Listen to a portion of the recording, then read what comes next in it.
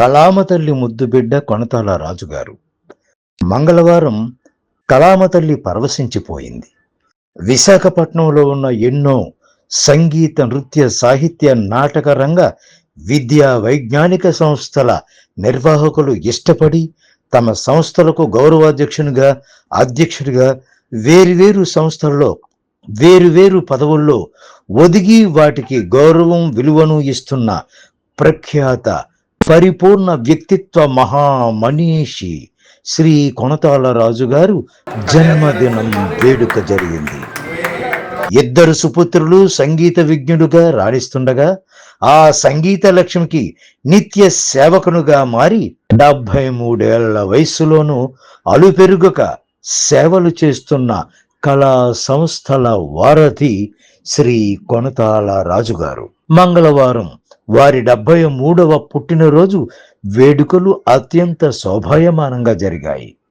అక్కయ్యపాలెంలోని వాగ్దేవి విద్యా నిలయం ప్రాంగణంలోను, రైల్వే గ్రౌండ్స్లోను, విశాఖ పౌర గ్రంథాలయం తదితర వేర్వేరు ప్రాంతాల్లో అభిమానులు పెద్ద ఎత్తున కేక్ కటింగ్ చేయించి ఆనందాన్ని పంచుకున్నారు.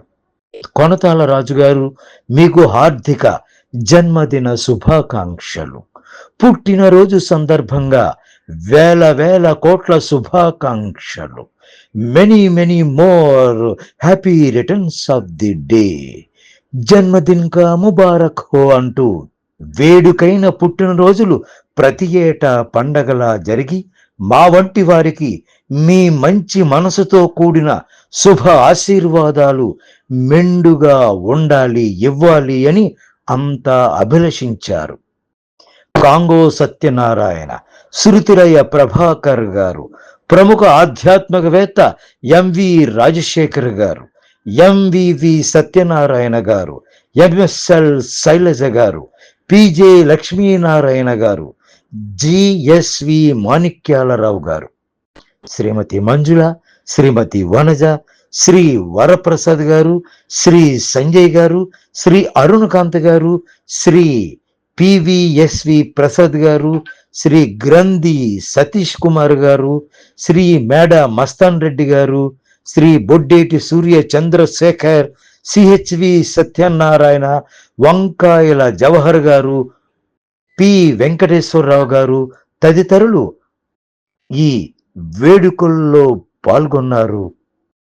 కొనతాల రాజుగారికి హార్దిక జన్మదిన శుభాకాంక్షలు తెలియచేసి జయజేలు పలికారు.